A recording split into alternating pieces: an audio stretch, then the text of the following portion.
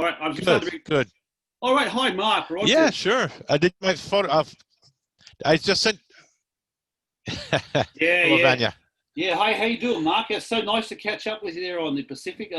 Just got an email in my inbox. Yeah, Vanya Vetto speaking here. Can't even pronounce my name, but yeah, well, just got in my inbox a book. You have so many of them, Vanya. You have so many names. It's hard to keep track.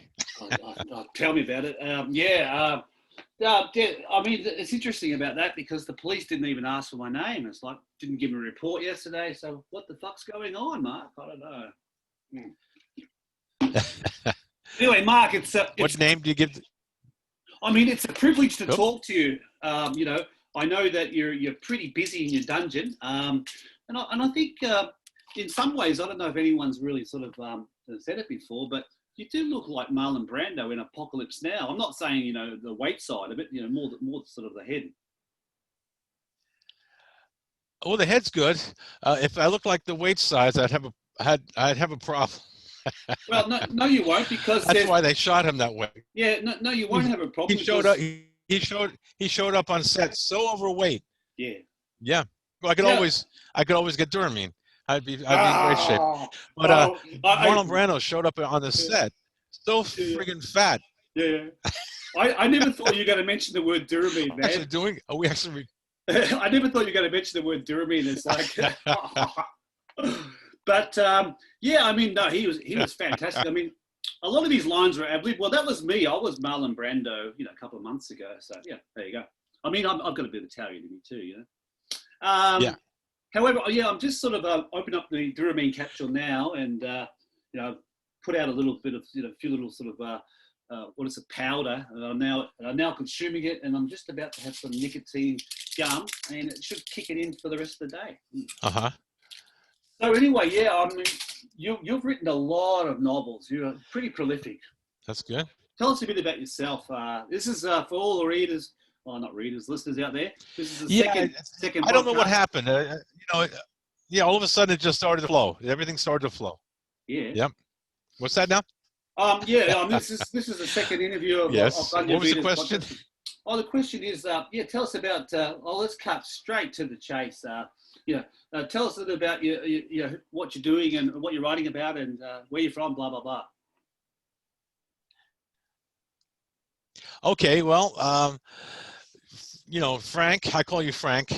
We've known each other for about a year now, maybe 2 years. Yeah, that's fine. Talking, you know, never meeting, but you know, having some of the same interests in terms of writing and writing about life and writing about. Yep. Yeah. Frank's not about myself. Sorry. Frank's not even my real name. Frank's not there. Okay, Vanya. I'll call you Vanya. Vanya's not my real name either. All right, sorry. Yeah. It's a bit like that, isn't it? Oh, Frank, this is a very interesting interview here. Oh, I told you, beware. All right. Yeah. But I moved down to Mexico probably about 7 years ago. Yeah. Built a house down here with my wife. She's Mexican.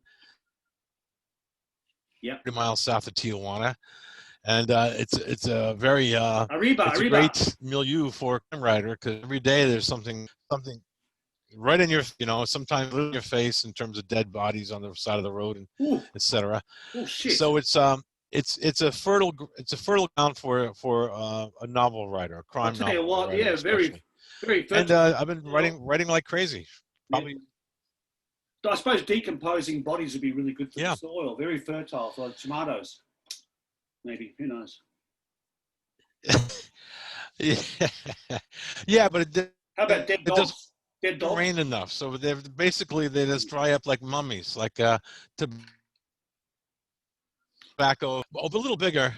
But yeah, if it rained more, it would be very fertile here. It would be like a Garden of Eden of dead bodies. But unfortunately, it's more like you'd love that, I don't you? know. You'd love that. It's more like a humidor would. Yeah. Well, now that we've set the scene here, and I did want to set the scene in my own little magical way. Sorry, the Duramine's kicking in. Okay.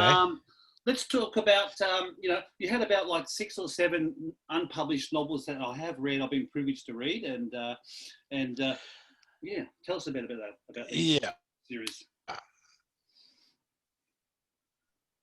Well, I was lucky enough to publish some novels.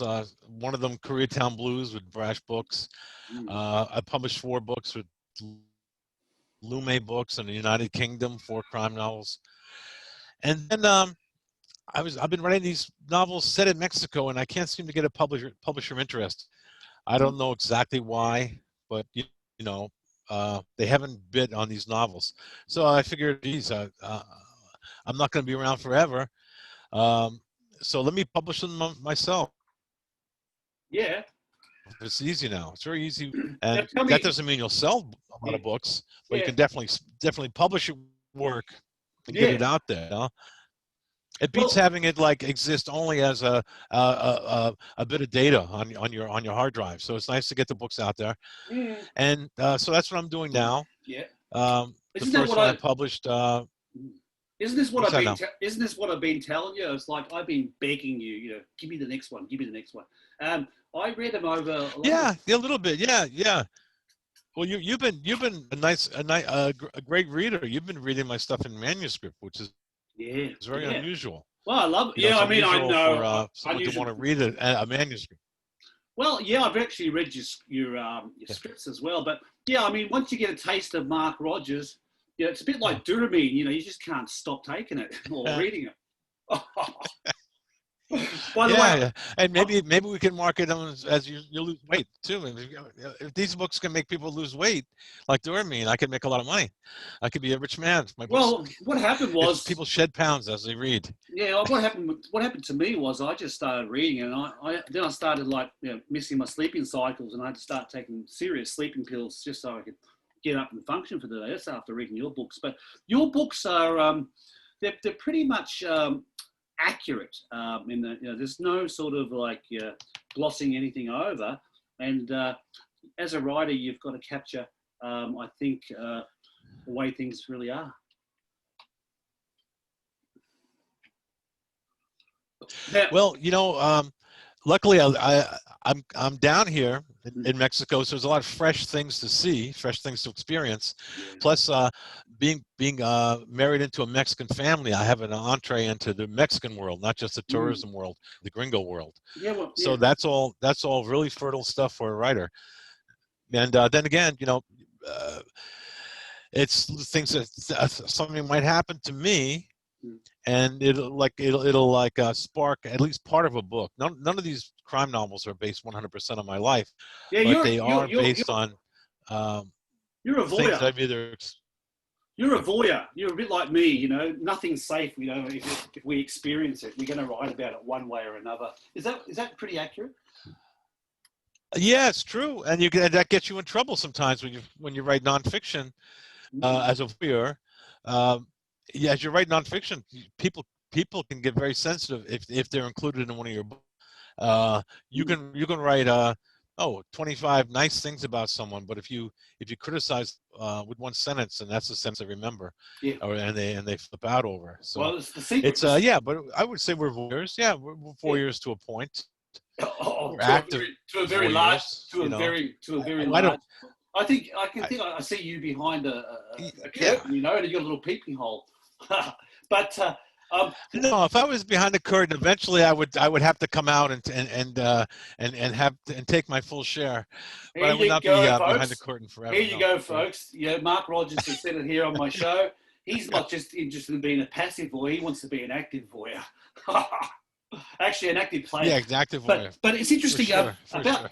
Yeah, we'll keep away from that term voyeur. But it's interesting because Mexico, you know, what I think about is, you know, decapitated heads put in plastic bags and sent to your enemies.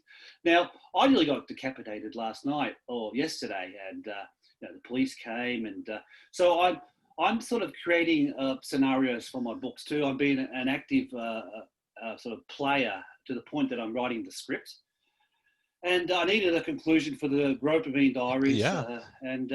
So I'm lucky to be here talking to you, seriously. You've probably heard my landlady say she wants to speak to me. I may be evicted, but it's a tough old world out there. And, No, You told me last night you almost had your head chopped off, which is, Yeah, well, threatened death. you don't think of that happening in Australia, No, you know? for throwing someone's rubbish Yeah, out. Yeah, but yeah. that to be continued in the Duramine Diaries. Now, That's anyway, crazy. yeah. So tell us about TJ Yes. 99. This is the first of the series of your Mexican Oh, Noir. TJ 99. Yeah. Well, that was of the 7 Mexican novels I've written. That was the first, and Yeah. it shadows my life in a way because at the age of 58, I met my wife now, Sophia, Mm-hmm. and I met her in L.A. And Mm. within a month of meeting her, I lost my job. I was an editor at a very good travel magazine. The travel magazine went into bankruptcy, and the first thing people do the first thing organizations do when they're going bankrupt is to Yeah. start to chop the staff down. And I was making enough money where if they chopped my salary, they would actually save some money. So Sorry, anyway, sorry. I got axed, Can I just and all stop of a you for a sudden, moment? I'm Can I just stop you? Can I stop you for a moment? This is all written yeah, about in Orpheus, isn't it? Sorry, folks. yes. Orpheus will be published soon. Oh And yes, yes, yes, yes. That okay. That's all written about in actually not Orpheus, but part of it. It's written in a book called Uppercut. Uppercut. Yeah, yeah. And Uppercut is a full-length book-length memoir that's being published in December by Cowboy Jamboree Press. It's a small independent press in the United States, and they specialize in what they call grit lit. And grit lit would be kind of like I don't know, almost like the white version of urban crime or urban fiction. And so you got a lot of Appalachian stories, you have a lot of country stories, you have a lot of meth stories, and some of the writers that are associated with them, people like Harry Cruz, Larry Brown, people like that. So Yeah, yeah. anyway, I'm very proud to be published by Well, them. Like, wait, no, that's your second in the autobiography, right? The Uppercut's the second. The first one's Orpheus yeah, 101, is it? that's a second, but yeah, and the first one is called Orpheus on the 101, Yeah, which is about when I was 50, moving to LA because I sold a yeah, screenplay, and then yeah. all Well, hell broke loose. you're a Nothing happened. Not yeah. So that's a great book. I loved it. yeah, I mean, what's interesting, I yeah, didn't even prepare for this interview. It's like here I am talking to a guy that's writes for USA Today, and he's an established published author, and I've just done zero preparation. But so apologies for that. that's all right. We know each other. We know each other. This is very informal. We don't have Anyway, any list of questions or any yeah. topics. But anyway, to tell you about the novel TJ99, it's directly inspired by the situation of my losing my job, having very little prospects as a guy 58 being hired onto another Mm, staff of a magazine. So I was on my own. My unemployment was over. That's where the 99 comes in. 99 weeks you get unemployment, then you're off forever. Oh, So it was TJ 99 is like at that point. At that point, they pull the character pulls up stakes with his wife, and they go to Tijuana because they know the limited funds they have are going TJ is Tijuana, uh, right? last. TJ is Tijuana. Yeah, they'll last. It's cheaper in Tijuana, right? So they go down there, and that's where the story kind of veers away from my life a bit because the character in the book gets compromised. He gets roped into doing cartel business, and all of a sudden his family's endangered, and he has to more or less step up in a way that he never did in his life before, and he has to Yeah. deal with this Mm. uh, life situation. So that's TJ99. I had some life and death situations in Tijuana, or almost call Yeah. life and death, but I didn't have the critical stuff that my character goes through. So Yeah. it's inspired by, and then I took it. I took it in a further direction. Mm. Now, Because now, I do not want. I don't want to yeah, mess with the cartels. yeah. Well, yeah, yeah. Fair enough. I mean, you write a lot about Mexico that people aren't even aware of, and I mean, as soon as you sort of leave Tijuana, about 10 kilometers on the outskirts going south, you're out of Kishland, Kishland, and you're in real Mexico. Yeah, sure, And sure, I'm very sure. familiar with Baja California. I've sort of camped there, driven there, and it's. I mean, think you're the only person writing, other than Lawrence. Lawrence Osborne. I think you're telling me he Lawrence wrote. Osborne. Yeah. Hi, I was Lawrence. saying, Shout in out. fact, it's on my shelf right here. Let me, let me grab that book. I have it right here. Hold on one second. Yeah, Lawrence Osborne's going to be on the show soon. That's Lawrence Osborne's. Oh yeah, well, I give him a shout out. I'm a big fan of his work.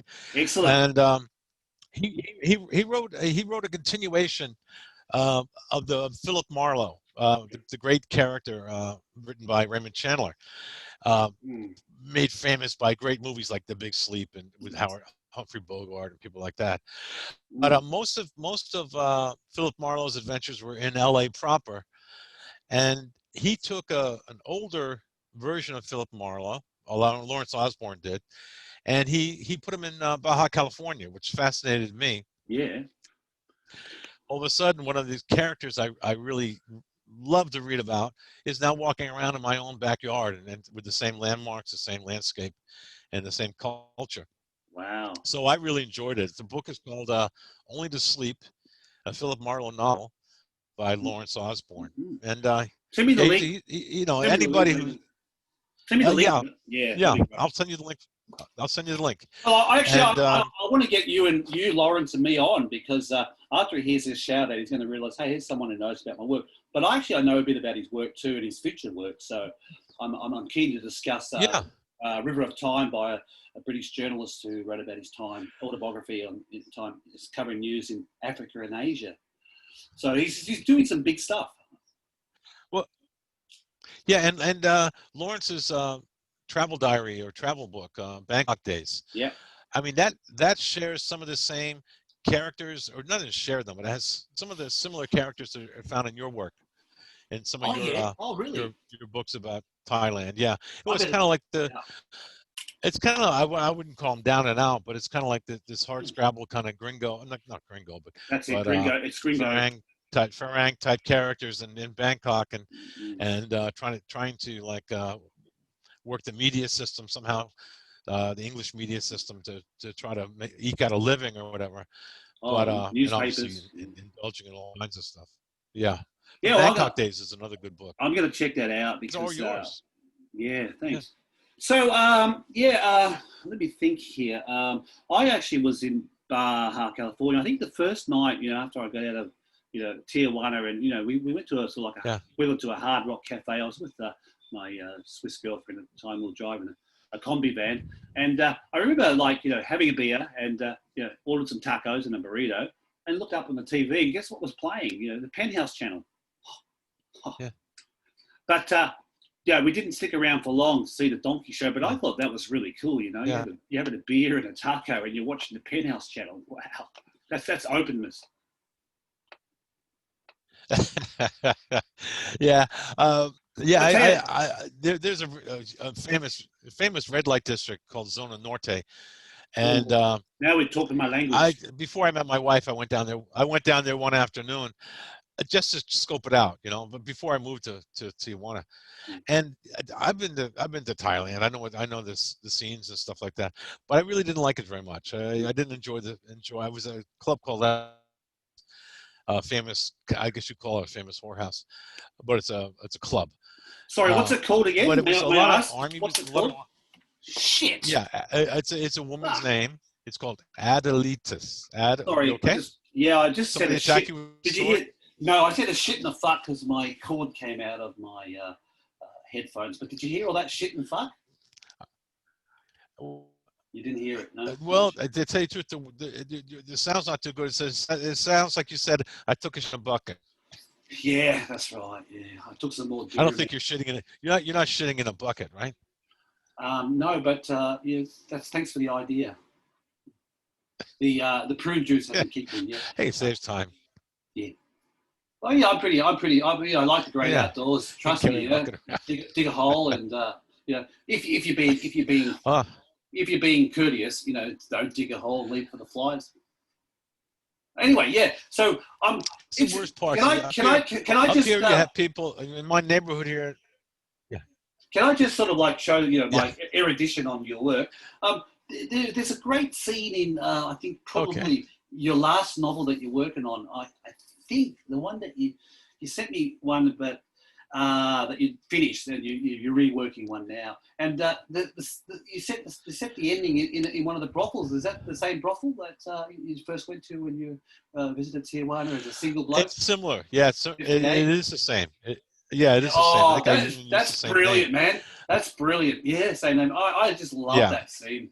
I just thought, this is why I like reading Mark Rogers. Is this the one? Is this the one called Blue Eyes? Blue Eyes, where he's trying to reunite the mother with the son, and she pretends to be a prostitute. That's it. Okay. That was brilliant. Yeah. I mean, you incorporate everything in that. The cartels, kidnapping. But I'm not going to sort of go too much into plots of the other books until we do the next interview, because we should focus on this one. We don't want to let too much out of the bag. I'm not good with plots anyway. When I'm editing, sometimes I don't even remember what's going to happen next when I'm editing a book of mine. Sometimes I'm surprised too when I go back and reread them. Anyway, getting back to the flavor of Mexico and how you're true to what it really is in your books. Your writing's got a bit of a terse sort of no nonsense approach. I mean, you get straight to telling the story, and I really like that. I call it sort of almost minimalism, Charles Bukowski. But yeah, I prefer that. I prefer that kind of writing. It's kind of concrete writing, not a lot of metaphors, not a lot of similes, hardly any adverbs. Keep it. Noun verb, keep it simple, keep it concrete. Yeah, it works really well. And then when you do go off, when you do go off with some color or some kind of you go off on like a little jazz solo or whatever. It's almost I think it's enjoyable for the reader. Jazz solo, I love that, mate. That's nice. Yeah, but if you're doing that, is that what you call you're purple doing that all prose? through the friggin' book. Yeah. Is that what you call purple prose? I think George Orwell's guilty. I think George Orwell's guilty of that, and he stripped it right down to things like Animal Farm and a lot of his political writing. And you go back to read Burmese Days, and you go, my God, that's flowery. But it was a great little novel, that one, I suppose. It captured the good old colonialism of the time, and who knows? He should have maybe kept up with his flowerism. I don't know. Yeah, but I prefer a stripped down kind of prose. Yeah. But you don't want to go too far in there, because then it sounds like a you're writing like a caveman. So I don't want to go that. That's what I do. Yeah, I write like a caveman. I mean, you gotta know. You're like a caveman. Yeah. Yeah. Well, yeah. One sentence. Yeah. Yeah. Well, Great stuff. I love your stuff. Oh, thanks for taking your advice, and I've got a wonderful opening for the book now. And it goes into setting up the characters, and then I'm just going to strip a lot of repetition away. I'm going to embellish a few things and just get to the guts of the matter, and it's coming along well. So thanks so much for your advice on that. Yeah, I really appreciate it. I mean, so the book kind of begins. I've taken a tablet, and I've been wanking all night. I mean, what does that say about me? Shit. Anyway, but I think just to. So you're writing on Duramine. That's like a Duramine. Yeah, but that ended because you can't get it up after that, because it's sort of legal methamphetamine. So, but it's. I mean, I had a lot of health issues. I think I read about your wonderful stuff. As an expat living in Rosarito. I think that's where you live, Rosarito. Is that right? Yeah. And you're saying how you get pretty much. Yeah, we live in a smaller town called Popotla, but it's right like 3 miles south of Rosarito. You're up in the hills, aren't you? Yeah, I'm about 2 miles from the ocean, up on the hills. Yeah, tell me, is there a highway? The house we built here. Is there a highway that goes past there? Well, there's a highway that goes. Yeah, Highway 1 goes past down near the ocean.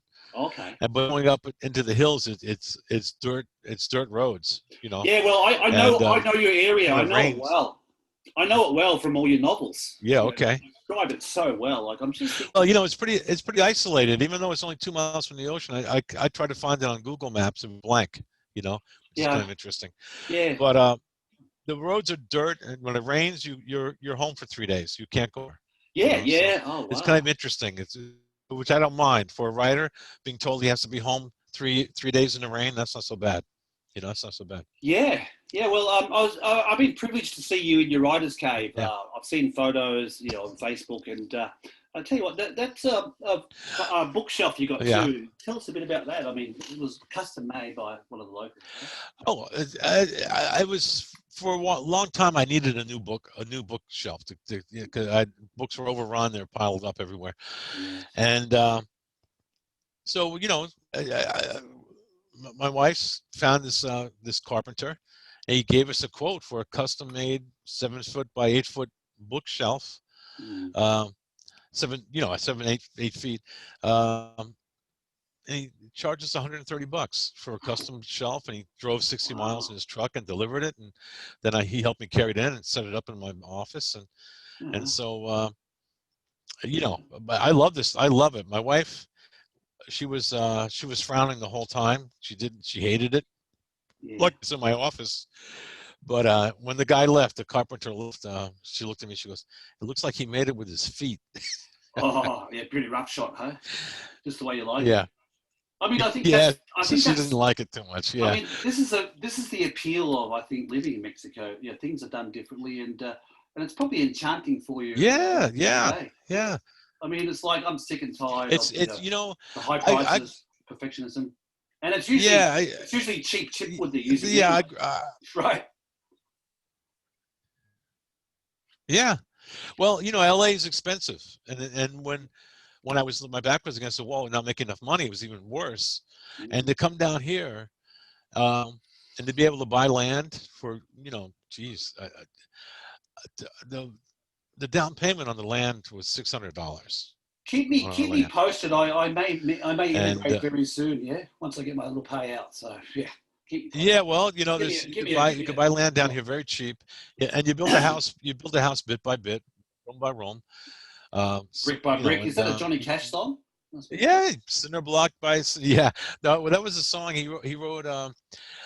One piece at a time. Yeah, Yeah, I don't know if you heard that song, but yeah, I he have. worked in a car. He worked in a car factory in Detroit in the song, Yeah, and well, he smuggled out one piece at a time of his car, right? But yeah. of course, his car, had Cadillac fenders and a Ford grill and a Volkswagen engine or whatever. And so it was like it was a Volkswagen fanciful engine, car. nice. Anyway, The Volkswagen long engine, I story didn't know short, that. that's Johnny What Cash. I mean, wasn't that? Didn't that appear in a Yeah. Richard Buckman novel? Obviously Stephen King. I think Redemption or something. I remember reading the lyrics in that novel. It's one of the Stephen Bachman's. It's probably one of the best Stephen King novels ever. Oh, probably. You heard that one? It could have been in a novel, but I bet Yeah, it was. it Yeah, I wasn't the mean, he lyrics quoted. because as if most yeah because to put lyrics in a novel you need to get the rights and it costs a lot of money. So what you got to do is Oh, paraphrase. yeah, You got to paraphrase like an the you regulators. know Yeah, yeah, the regulators. I think by Richard Buckman. yeah. I think it's a real Oh, scary okay, novel. I think it's maybe not that one. I don't know. okay, But yeah, I mean, I mean, yeah, Stephen King's got no Desperation. It was yeah. Desperation. Desperation. Yeah, I haven't read The Regulators. Check out Oh, by Desperation. by Stephen King. Well, he could probably afford yeah, yeah, he could probably afford to get the rights to any song you wanted to Yeah, pay yeah, but $25,000 yeah, but I'm sure to put lyrics in a book. yeah, I'm sure he used that song in the book. I'm sure he did. Probably adapted it. But anyway, Oh, probably, yeah. Like I said, yeah, I want to sort of yeah, like move on a little bit. I've had a lot of juicy conversations with you, which I really appreciate. sure. Not as juicy as Duramine, though, but there you go. You're telling me that, with the sort of Yeah. COVID situation, you potentially spotted something you may use in a future novel. Can you tell us a bit about that?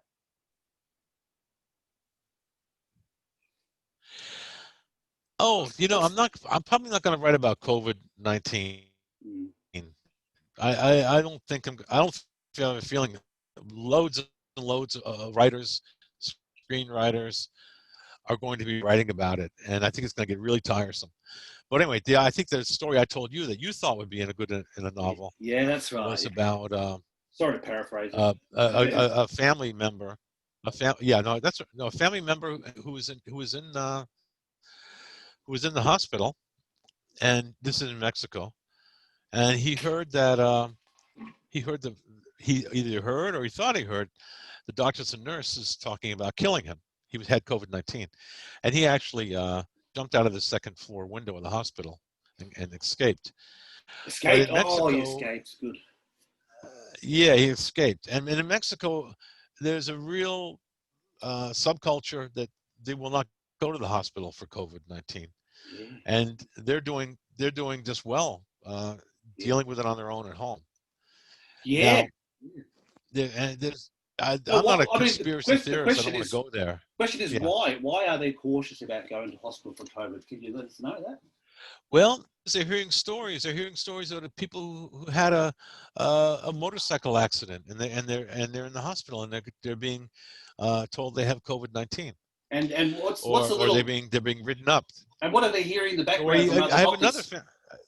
What are they hearing in the background from other doctors' whispers? I don't know. I don't know what they're hearing in the background, but I know that specifically another family member had a father, an older father, who died of a heart attack, and they were offered money by the hospital if they could write it up as COVID-19. There you go, Bill Gates. You're doing well with your foundation. You're doing well with your foundation. We'll buy you a vaccine soon. Yeah, I'm retailing you some stories here, telling you some stories that I've heard, but I honestly don't know what the hell's going on. I really don't know. Yeah. And it's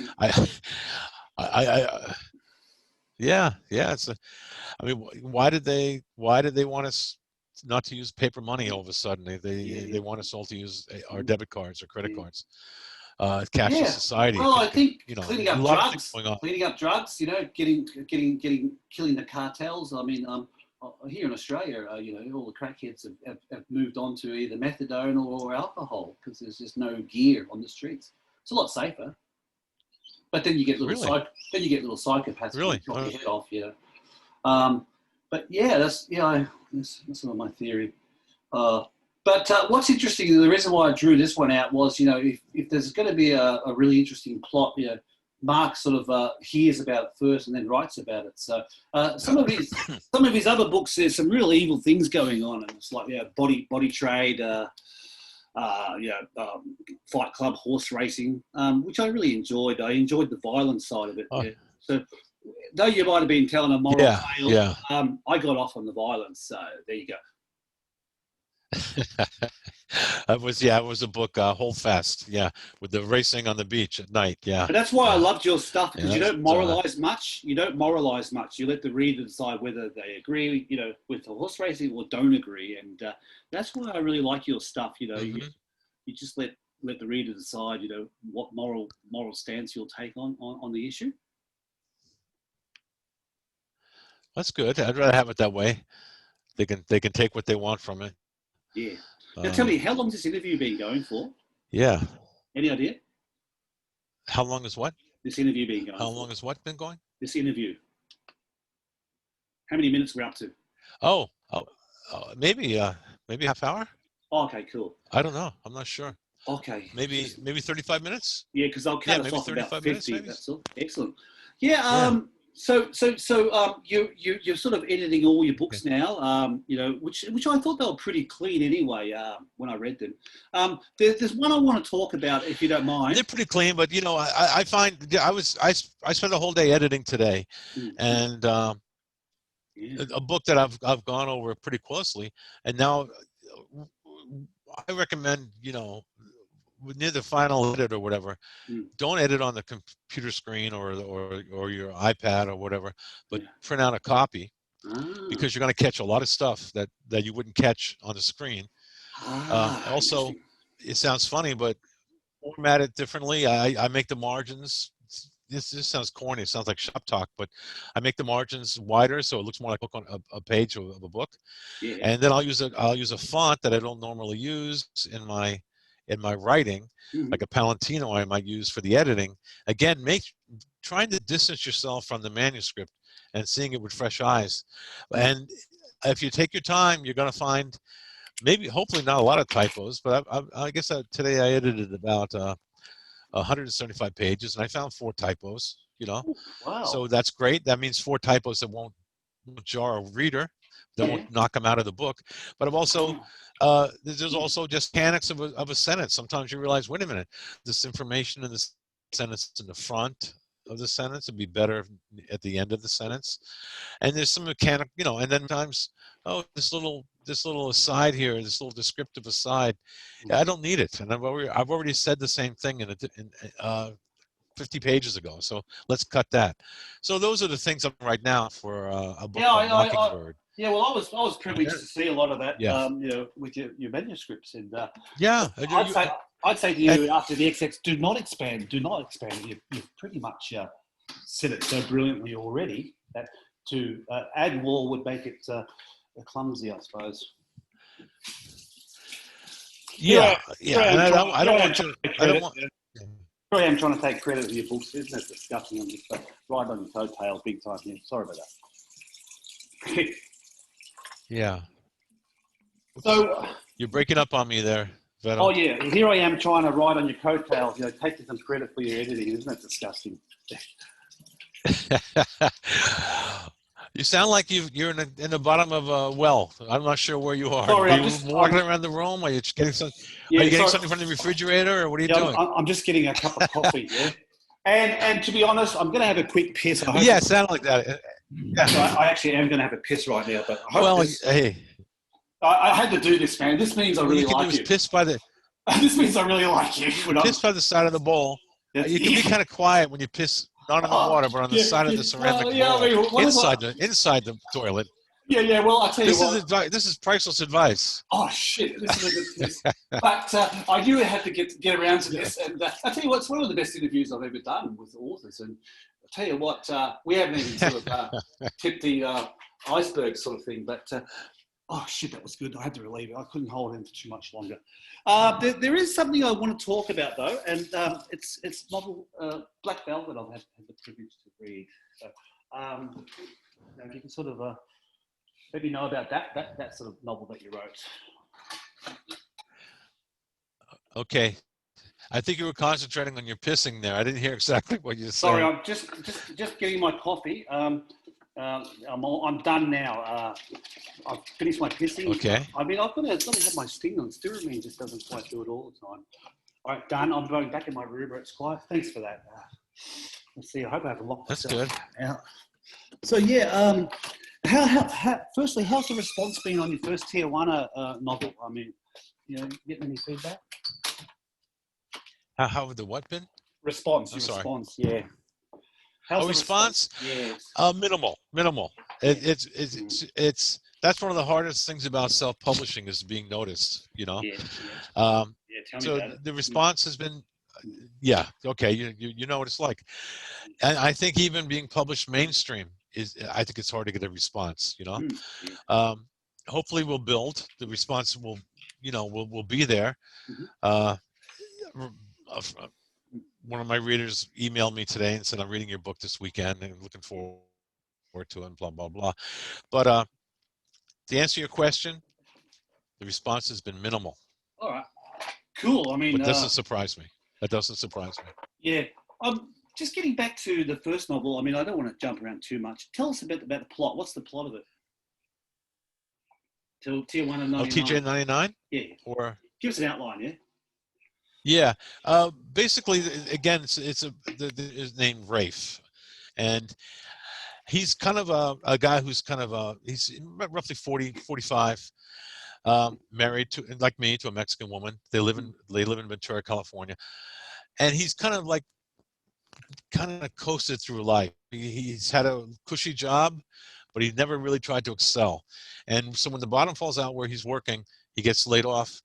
He's floundering. He can't get any job, You can't even get a hard on, right?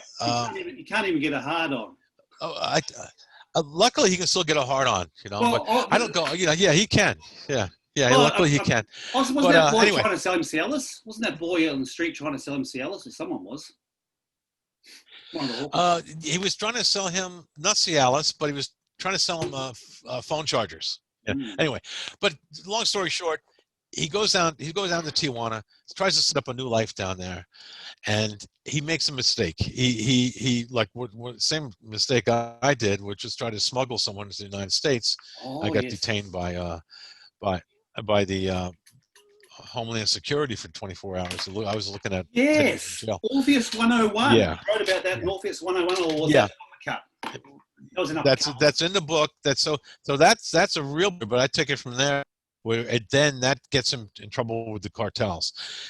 Now Yeah. he's in deep with the cartels, and the only way out, is to basically kill the person who's trying to manipulate him and put his family in danger.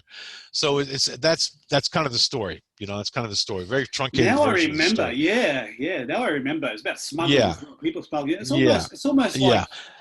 like you've smuggled a few people, I'm sure, in your time, because you seem to know it really well. I mean, I don't know. Was this research for? I've only done it once, and it was the dumbest thing I ever did in my life. I think I was under the illusion that It was dumb because I you was got trying to caught. reunite. You got caught. That's why Yeah, I it was was dumb. trying to. It was dumb. It was dumb for several reasons, but I was trying to reunite where we were trying. My wife was also detained. We were Yeah. trying to reunite a family member with his dog back in California. He had been deported, but I think in the back of my mind, I thought, okay, they catch him, they'll take him away or whatever. They won't bother us. No, they took Yeah. us in handcuffs, and Yeah. I Yeah. was in a cell 22 hours and with about 18 characters, and Yeah. I Oh, was looking at yes. it. I think it was a $200,000 fine and 10 years in jail. I think the jail. Luckily, Well, yeah. Well, the jail scene was fantastic. luckily, luckily, luckily they dropped it. They didn't go any. They Yeah. didn't go. They didn't prosecute. Listeners, dear listeners, you're out there. Mark's sort of gone from out of the curtain, looking through the peephole. He's actually now, digging holes to bury bodies. That's how active he is in his plot. Yeah, definitely, yeah. Yeah, I remember that, and the river. What's the river? Rio Grande. I mean, you write a lot about that and how it really is. I can see it. I can see, how dismal it is. I don't know if there's a wall there. Is there a wall there yet? Did the wall ever go up there? There's a wall. You would see it if you drove from California to Tijuana and took the coastal highway. The wall, which is basically metal plates, Mm. But yeah, but the wall that talked about that doesn't exist here. Mm. But there's been a wall in place for a long time. Yeah. But there's a lot, when you're driving through this landscape, it's still fresh enough and still odd enough that it feeds your fictive imagination or whatever. Yeah, yeah. And it's not like, say, where I grew up in New Jersey. After a while you probably are not going to be surprised by your surroundings as much, but my surroundings are like well, for example, the book I'm working on now, Mockingbird. It started I was lying in bed with my wife. She had her phone. It's probably about 10:30 at night. At Facebook. All of a sudden, it pops up on the feed that a dead body had been found about a half a mile from our house in the bushes, naked, and that had been half eaten by stray dogs. Ooh. And it just been, I haven't had breakfast so yet. you go to. Haven't had breakfast yet. But you go to sleep, and I looked at my wife's phone. I saw the bloody body and everything. But you go to sleep with that in your mind, and it starts to work on your imagination. And I before I even got out of bed in the morning, I thought, oh, it wouldn't be interesting. This guy has a body. He hears a noise in his front yard at night, and he goes, "There's a dead body in his yard." And he calls the police, and they said, "No, we're not going to come until the morning." And as he's talking to the police, he hears the snarling, and he looks out, and there's 3 dogs that are chewing on this body, in his front yard. He has to grab a pellet pistol, which is like basically a pistol that not a real pistol. It's like a BB pistol. Yeah. But he grabs that and he chases the dogs away. But now the police are not going to come. Wasn't it a He's been female told not body? to touch the Wasn't it a body. student? Wasn't it a No, young it's a female? male body. Oh, male body. No, it was a male, but it was a male only had a pair of pants on. Did you But see it? so Did you see now the he body? has to. Did you go out and see it? No, only on Facebook. No, only on Facebook. Why did you run out But it was and in take my a photograph? neighborhood. Should have ran out and taken a photograph. Maybe I should have. Maybe put my clothes on and say, "Hey, where's the friggin' dead body? I want to go photograph the body." Well, it's bad enough I saw the body. I've done a bit of ambulance. It's bad enough I saw it. Yeah, I've done a bit of ambulance chasing. Anyway, That's what I do. Yeah, but anyway, so now character, the first 5 pages of the book, he has to sit outside in a white plastic chair with his gun in his hand, his pellet gun, and wait for the police to come in when the sun comes up. So it was a setup for the movie. It's a setup for the book, and from there, a lot of weird things happen. Which book's that? Sorry. Mockingbird. That's what I'm working. Yeah. That's what I'm editing now. Yeah, I can't wait to talk about that. Probably in a month's time when when's it being released? Okay. But anyway, that's an example of like something happening in real life. Not to me, but close enough to where it felt like part of my life, and it's happening. And then you can smell the cadaver from where you look. A story starts to. Yeah. What? You can probably smell the cadaver from your house if the wind was in the right direction. Probably could. Yeah. Probably could. I've seen more dead bodies in the last couple of years than I've seen in the rest of my life. But all right. Yeah. So now tell me. Yeah. In the first book, is that where you write about the tunnels? The tunnels that go to San Diego? Yes. Yeah, that's in TJ 99. Wow. The tunnel. I'll tell you what. That is a fantastic novel. The first one. The reason why it gripped me was the action. In every one of your books, there's always a lame ass, a bit like myself. This is why I relate to your books. And he can't defend himself. He comes across as the village idiot. But on Duramine, I've got superpowers, and then I've started standing up for myself. I'm the biggest arsehole under the sun. But in your books, your characters are like me, and in the end, there is redemption. They fucking killed a few people who deserve to be killed. There's justice. And that's why I love all your novels. I mean, I think it's like an awakening. Most of them, most of them, hopefully the characters change and awaken. There's a couple where, unfortunately, they don't change. They don't awaken. And I had the one you liked about with the whorehouse scene called Blue Eyes.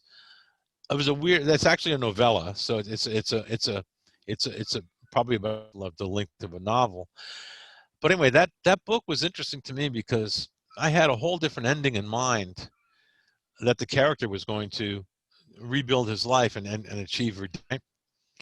And a page and a half from finishing the manuscript, the first draft, I realized he's going to die the next page. It was an interesting thing for me as a writer. Yeah, you don't like killing your characters. I'm going in one.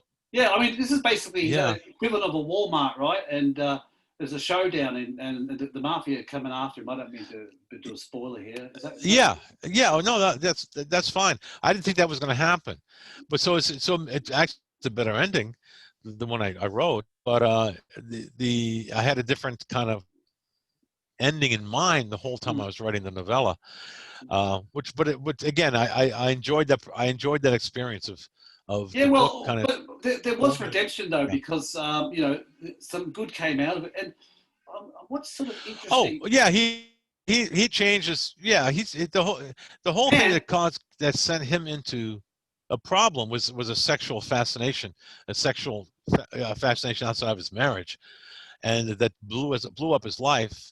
And then he slowly started to piece it together, and he's helping this woman get her son back. I'll tell you what, she was a little hottie, that one. Yeah. I mean, I like the whole idea of going into the thrift shop. She's out the back, and she's sort of making passes with Blue Eyes, and I'm glad I titillated. Blue Eyes' wife's outside, shopping for some trinkets, and meanwhile the character says, I'm going back to see what's going on, and pulls her pants down and starts fucking it. I mean, it's like, this is why I like your stuff. Yeah, But well, you know, I sort of like the stuff that I shouldn't be talking about, because it's just sort of like it's kind of like well, no, I don't understand that. I don't understand why. What would you not want to talk about? I mean, I'm curious. What are the subjects? Well, I mean, we talked we talked about the ending, and how you didn't think it was going to go that way, and it did. But here I am highlighting some scenes in the book that I really dug.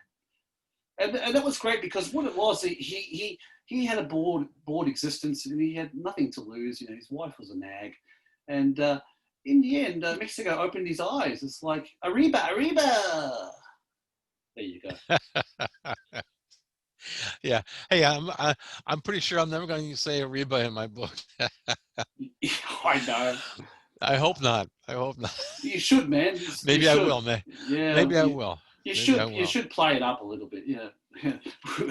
I did have fun. One time, I used to work for, like I say, for a travel magazine, and they used to put out a special product, a special magazine called The Best of Mexico.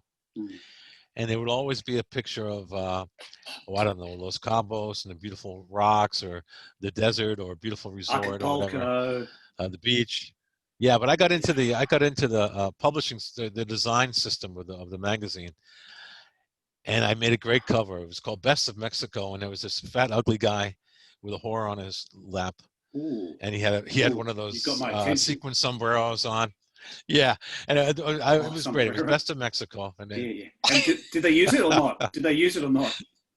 No, I just made it for my own satisfaction. I was going to say, was that the beginning of your demise of the 99 days after you? No. Who knows what? I was actually a pretty good employee, I think, but I did. Well, let's just say they didn't know that I was. Yeah. Let's just say you grinded your teeth, and thank God, those formative years, you learnt things like grammar, syntax, and how to use quotation, and you're using it very well in stuff you really want to write about. So in a way, it's a big fuck you to the industry, these recent books, I think. Is that a fair enough thing to say?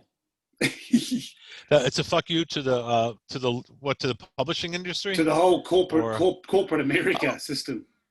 Oh, it's a great. I didn't enter the corporate world until I was 40, and so I came in with a lot of rough edges, and which is fine, which is fine. But I was never. So when I did leave, the age of 58, that was in fact, when my boss, when they let me go, she said, you can really take it on the chin, because I didn't show any crybaby tears and all that crap, okay, fine, moved on. But life got hard, and no crybaby tears. What a shame. Yeah, please. You got to show your emotional side at times. Don't you understand? I have a family to take care of. Blah blah blah. Mark, you got to show your emotional side sometimes. We'll cry with you. That's why I like your stuff. That's why I like your stuff. There's none of that sentimental shit. No, with the dog, not really, but there's always a nice scene with the dog. I mean, I show my affection for many of the dogs, that as soon as you die of a heart attack, half your torso is going to be mauled and eaten away by those same dogs, don't you? Of course. If I fell down, cats especially, they would be on me in a minute. Yeah, my eyeballs first. I mean, it's a very soft parts. It's a very get over the soft parts. Yeah. I know. I read it. They probably. I imagine they would eat your eyeballs and maybe your lips. They'd start the lips and the eyeballs. Yeah, well, and then maybe your tongue. On saying that, this sounds like the soft parts. It sounds like your new novel you're working on. This is what it sounds like. I'm sure it is. Yeah. I think go for the lungs. I'm very happy the way I am. What? I'm sorry. Put the lungs in, and the head, and like it's flying, it's like this like ghoulish sort of head and lungs flying, through the air and screaming, Arriba, Arriba. Hey, Mark. Yeah, yeah. I'm going to have to Yes. probably cut this short. I've got to see what my fate is in terms of whether I can stay here or not. Or Okay, leave. no problem. No problem. This has just been so good. I don't want it to ever end. Let's just schedule in for a month's time if I'm alive. What do you think? Fine. We'll talk then. Is there anything else you want to talk about? What we're going to talk about next? To be continued. Yeah, cliffhanger. We could probably, if you want to talk about Mockingbird a little bit, or else if you want to talk about Uppercut, the book about Mexico that's going to come out in December. Okay, let's see. We could talk about anything. October. Let's get you in. We could talk about life. Life. Let's get you in soon. Whatever. Yeah. We can talk about other writers. Whatever you want to talk about. Yeah. Let's get you in, say, about 3 weeks' time. I'm obviously we've just pretty much just been teasing the listeners, and hopefully they'll check out Mark Rogers. How can they find you on social media? Well, I'm on Facebook, Twitter as Orpheus on the 101. Spell that, on please. Twitter. Yep. Orpheus, Orpheus on the 101. Mark Rogers on Facebook. You can probably find me. I have an Amazon Facebook page, Mark Rogers. You look at my books, you'll see. Go to Amazon, Mark Rogers Amazon page. So this, I'm not hard to find. I don't think. Hey, Mark, I just want to say. You can always.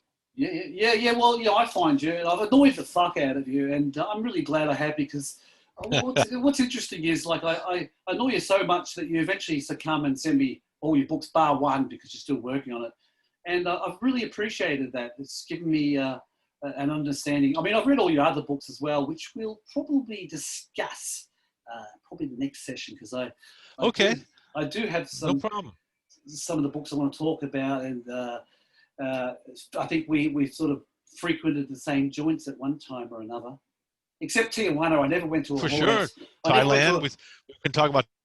Yeah. I can talk about chicken farms. If you want to, we can talk a little bit about my deceased friend, great writer John Langsdorff. I'd love to. Who wrote Hoboken Comedy, and you dedicated one of his books to me, and I'm going through something similar. I've written a book, and with the whole sort of Black Lives Matter and the PC movement, people want to censor me, and people want to decapitate me, and my instincts were correct.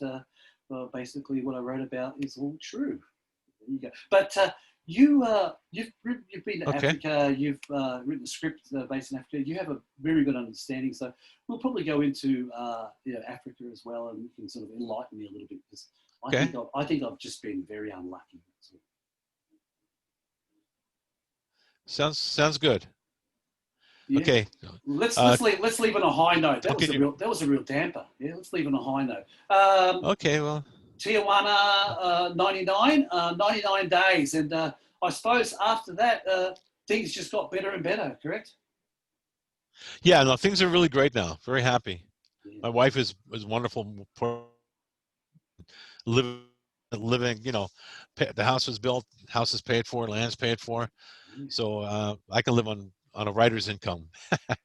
I'm doing well. Excellent. Well. Yeah, and we're going to talk about your the plot of your latest book. I think twins come up, female twins. So this could be quite interesting. I haven't even started that yet. It's going to be called Grass Angel, I think, but it's a twin investigating the murder of another twin, of her twin. Wow. I don't know much about it, but I do know the first image, they find the twin's body, but the bones have been scattered. It's weird. I'll have to think about it more. There you go, folks. Mark said it himself. It's weird. That's what you're going to get a lot of in his writing. All right, I'm going to say thank you. Okay. Stop the recording, but we're going to just have a chat before I sign off. Okay, hang on. Thanks so much, Mark. Vanya Vetto signing off. Okay, thank you, Vanya. This is the Far Side okay, podcast we'll talk again. for authors. Yeah.